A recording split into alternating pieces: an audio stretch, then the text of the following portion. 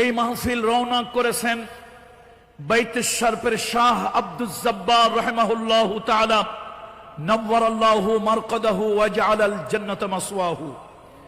সমগ্র বাংলাদেশ, সারা পৃথিবীর বাংলা ভাষায় যারা কথা বলেন এমন মানুষেরা চাতক পাখির মতো যেই মাহফিলের দিকে তাকিয়ে থাকত, যার মুখনিসৃত বাণী শোনার জন্য চাতক পাখি যেরকম আকাশের পানে তীর্থের কাকের মতো বৃষ্টির জন্য তাকিয়ে থাকে, সারা দুনিয়ার বাংলা ভাষাভাষী ন্যূনতম ঈমান যার দিলের ভিতরে আছে সেই মানুষগুলো তাকিয়ে থাকতেন শহীদ আল্লামা দেলওয়ার হোসেন সাইদি সাহেবের মুখনিসৃত বাণী শোনার জন্য। কুল্লু নাফসিন যায়িকাতুল মাউত, কুল্লু নাফসিন যায়িকাতুল মাউত। মানুষের মৃত্যু অবধারিত ইউনিভার্সাল ট্রুথ। মৃত্যু সাইদি সাহেবের হয়েছে, আমাদেরও হবে। তবে কেন যেন বুকের মধ্যে একটা সুপ্ত লালনা, বুকের ভিতরে একটা আশা লালন পালন করে বড় করছিলাম, জালিমের একদিন পতন হবে। শহীদ আল্লামা দেলওয়ার হোসেন সাইদির ব্যাপারে এই চিন্তা করতাম, উনি একদিন মুক্ত বাতাসে বের হয়ে আসবে। চট্টগ্রাম প্যারেড গ্রাউন্ডের সেই মাহফিল আবার শুরু হবে, সমাজ কল্যাণের মাহফিল আবার শুরু হবে। কোটি জনতার আবেগের চোখ চট্টগ্রামের দিকে থাকবে। কিন্তু সেই দীর্ঘ বছর পরে মাহফিল শুরু হলো, আমাদের সেই হৃদয়ের ভালোবাসার মানুষ, আমাদের সেই ভালোবাসার প্রিয় মানুষটা আজকে আর দুনিয়াতে নাই। এই পৃথিবী ছেড়ে জালিমের চক্রান্ত এবং ষড়যন্ত্রে এই পৃথিবী ছেড়ে তিনি তার মহান রবের দরবারে চলে গিয়েছেন। আল্লামা সাইদি সাহেব যদি থাকতেন আজকে তো বক্তা নয়, শ্রোতার আসনে আমরা বসে থাকতাম। আল্লাহ তাআলা এই বাংলাদেশে আলেম ছিলেন, অনেক আলেম। সাইদি সাহেব হুজুর রাহিমাহুল্লাহু তাআলার থেকে অনেক বড় বড় জয়্যদ কিতাবী আলেম ছিল, আলহামদুলিল্লাহ। কিন্তু সাইদি সাহেব পৃথিবী একজন ছিলেন পৃথিবীতে যিনি তাফসীরুল কোরআন বিল কোরআন, কোরআন দিয়ে আল্লাহর কোরআনকে উপস্থাপন করেছেন। আল্লাহ তাআলা তাফসীরের যেই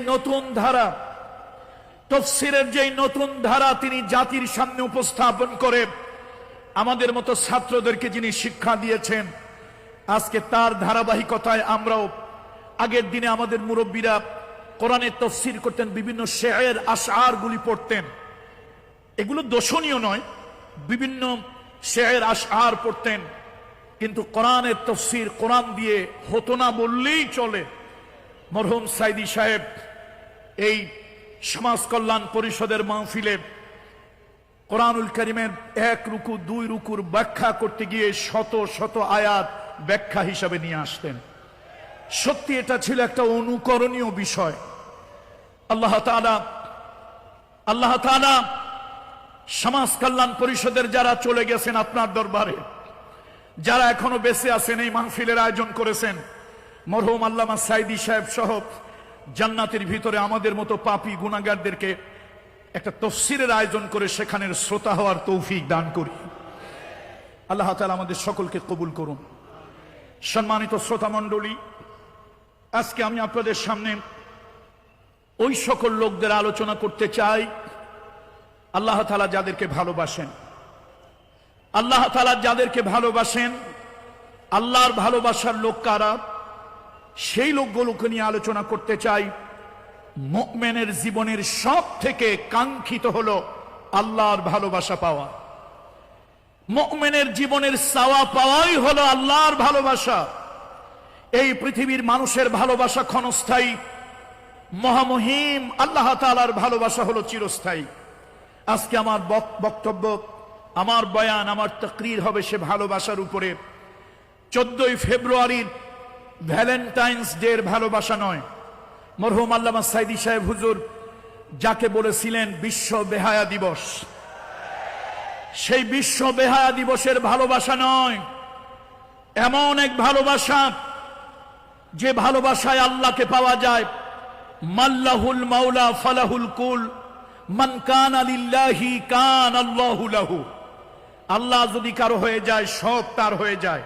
সুতরাং আল্লাহ বান্দাকে ভালোবাসেন, সেই কাজগুলো নিয়ে আজকে আমাদের আলোচনা। যখন আল্লাহ তাআলা কোনো বান্দাকে ভালোবাসেন, ইন্নাল্লাহা ইদা আহাব্বা আবদান দা জিবরিল ফাকালা ইন্নী উহিব্বু ফুলানান ফাআহবিবহু। আল্লাহ তাআলা যখন কাউকে ভালোবাসেন, আল্লাহ তাআলা আরশে আজিমে জিবরাইলকে ডাক দেন আসমানে। আরশে আজিম থেকে জিবরাইলকে ডাক দেন, জিবরাইল আমি অমুককে ভালোবাসি, তুমিও তাকে ভালোবাসো।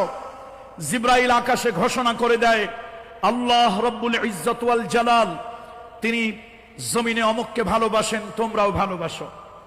সেই ভালোবাসা কাদেরকে আল্লাহ তাআলা ভালোবাসেন? কালামুল্লাহ শরীফের 8 শ্রেণীর লোকদেরকে আল্লাহ তাআলা ভালোবাসেন। আমরা সেই ভালোবাসার কথাগুলো আজকে আপনাদের সামনে তুলে ধরব। আল্লাহ তাআলা যাদেরকে ভালোবাসেন তাদের ভিতরে প্রথম হলো যারা নাকি মুত্তাকি, যারা নাকি তাকওয়া অবলম্বন করে, পরহেজগারি অবলম্বন করে, সেই মুত্তাকিদেরকে আল্লাহ তাআলা ভালোবাসেন। কালামুল্লাহ শরীফের ভিতরে, কোরআনুল কারীমের ভিতরে অনেক জায়গায় আল্লাহ তাআলা তাকওয়ার কথা বলেছেন। সাইয়্যিদুনা আলী রাদিয়াল্লাহু তাআলা আনহু, তাকে জিজ্ঞেস করা হলো, আলী আপনি কি জানেন, আপনি কি বলতে পারেন তাকওয়া কাকে বলে? সাইয়্যিদুনা আলী বললেন, হ্যাঁ আমি জানি তাকওয়া কাকে বলে।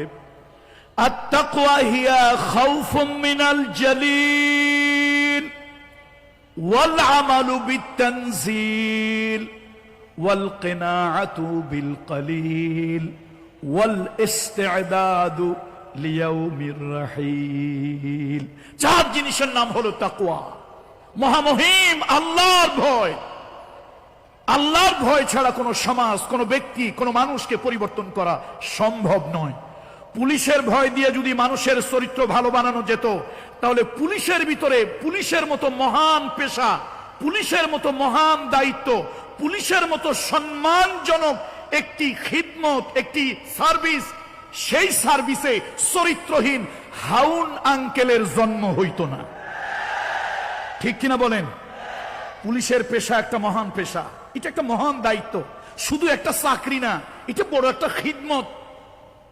দেশের খিদমত, জাতির খিদমত, মানুষের খিদমত। এটাকে শুধু চাকরি বলে সীমাবদ্ধ করবেন না, এটা মহান একটা কাজ, একটা ভালো কাজ। কিন্তু সেই কাজ কখনো কখনো কিছু মানুষের দ্বারা কলুষিত হয়ে যায়।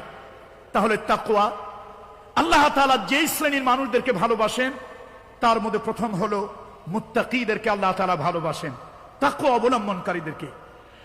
কালামুল্লাহ শরীফের, কোরআন শরীফের সূরা আলে ইমরান ৭৬ নম্বর আয়াতের ভিতরে আল্লাহ বলেন, বালা মান আওফা বিআহদিহি ওয়াত্তাকা ফাইন্নাল্লাহা ইউহিব্বুল মুত্তাকিন। যে নিজের অঙ্গীকারকে পূরণ করে, যে নিজের ওয়াদাকে পূর্ণ করে এবং আল্লাহকে ভয় করে, আল্লাহ তাআলা ওই মুত্তাকিদেরকে আল্লাহ তাআলা ভালোবাসেন। সুবহানাল্লাহ। সুতরাং আল্লাহ তাআলা যাদেরকে ভালোবাসেন, আজকে আমাদের ওয়াজ হলো ভালোবাসার ওয়াজ। সবাই একটু আওয়াজ দিয়ে বলেন আজকের ওয়াজ বিষয় কোন বিষয়? ওয়াজ ভালোবাসার ওয়াজ। তবে এই ভালোবাসা দুনিয়ার পচা গান্দা ভালোবাসা নয়, এই ভালোবাসা দুনিয়ার ক্ষণিকের ভালোবাসা নয়, এই ভালোবাসা দুনিয়ার কোন যৌবিক যৌন চাহিদা তাড়না বাসনার ভালোবাসা নয়। এই ভালোবাসা হলো মহামহিম সৃষ্টিকর্তা আল্লাহ রব্বুল ইজ্জত ওয়াল জালাল, আল্লাহর সাথে ভালোবাসা। আল্লাহ যদি কাউকে ভালোবাসেন, আল্লাহর সাথে যদি কারো ভালোবাসা হয়ে যায়, তাহলে ওই ব্যক্তিটাও অমর হয়ে যায়, অতুলনীয় হয়ে যায়, দামি হয়ে যায়, মূল্যবান হয়ে যায়। আমরা আল্লাহর ভালোবাসা চাই কি চাই না? আমরা আল্লাহর ভালোবাসা চাই কি চাই না? আল্লাহর ভালোবাসা চাই, যাদেরকে আল্লাহ তাআলা ভালোবাসেন। আল্লাহ নবী বলেছেন, عن أبي هريرة رضي الله تعالى عنه قال سئل رسول الله صلى الله عليه وسلم عن أكثر ما يدخل الناس الجنة আল্লাহ নবীকে প্রশ্ন করা হলো, রাসূলুল্লাহকে জিজ্ঞেস করা হলো, ইয়া রাসূলুল্লাহ, কোন আমলে মানুষ বেশি জান্নাতি হবে, কোন কারণে মানুষ জান্নাতে বেশি যাবে? আবু হুরায়রা রাদিয়াল্লাহু তাআলা থেকে হাদিস বর্ণিত, তিনি বলেন, রাসূলুল্লাহ বলেন, তাকওয়াল্লাহ, তাকওয়াল্লাহ ওয়া হুসনুল খুলক। দুইটা কারণে মানুষ বেশি জান্নাতে যাবে, দুইটা কারণে। তার মধ্যে একটি হলো তাকওয়া, একটি হলো তাকওয়া, আর একটি হলো উত্তম মানবিক চরিত্র। আল্লাহু আকবার। তাহলে আল্লাহ তাআলা আসমানের আল্লাহ, আরশের আল্লাহ, মহামহিম আল্লাহ, সর্বত্র যার কুদরত বিরাজমান, সেই মহামহিম আল্লাহ তাআলা 8 শ্রেণীর মানুষদেরকে ভালোবাসেন। প্রথম হলো যারা তাকওয়া অবলম্বন করে, মুত্তাকি। আর সাইয়্যিদুনা আলীকে জিজ্ঞেস করেছিলাম, সাইয়্যিদুনা আলী, হাল আনতা তাআলাম মা তাকওয়া, আলী আপনি কি বলতে পারেন তাকওয়া কাকে বলে? বড় একটা জুব্বা গায়ে দিলে কি মুত্তাকি হয়? বড় একটা আবাকাবা গায়ে দিলে কি মুত্তাকি হয়? 13 হাত একটা পাগড়ি লাগাইলে কি মুত্তাকি হয়? সাইয়্যিদুনা আলী বললেন না, 4 জিনিসে মুত্তাকি হয়। আত-তাকওয়া হিয়া খাউফুম মিনাল জালিল ওয়াল আমালু বিত-তানজিল ওয়াল কিনাআতু বিল কলিল ওয়াল ইসতি'দাদু লিয়াউমির রাহিল। 4 জিনিসে আল্লাহ মুত্তাকি হয়। প্রথম হলো আল্লাহর ভালোবাসা। আল্লাহর ভালোবাসা ছাড়া, আল্লাহর ভালোবাসা ছাড়া পৃথিবীর মানুষের নৈতিক চরিত্র, আল্লাহর ভয় ছাড়া পৃথিবীর মানুষের নৈতিক চরিত্র পরিবর্তন করা সম্ভব নয়। আজকের এই বিশাল জনতার উদ্দেশ্যে আমি এই মেসেজটা রেখে যেতে চাই, পুলিশ দিয়ে, আর্মি দিয়ে, দুদক দিয়ে, জেলের ভয় দিয়ে একটা জাতির চরিত্র কখনই পরিবর্তন করা সম্ভব নয়। একটা জাতিকে যদি প্রকৃত ভালো মানুষ বানাতে হয়, তাহলে ওই জাতির মানুষের ভিতরে আল্লাহর ভয় ঢুকিয়ে দাও, আল্লাহর ভয় ঢুকিয়ে দাও, মানুষটা ভালো হয়ে যাবে।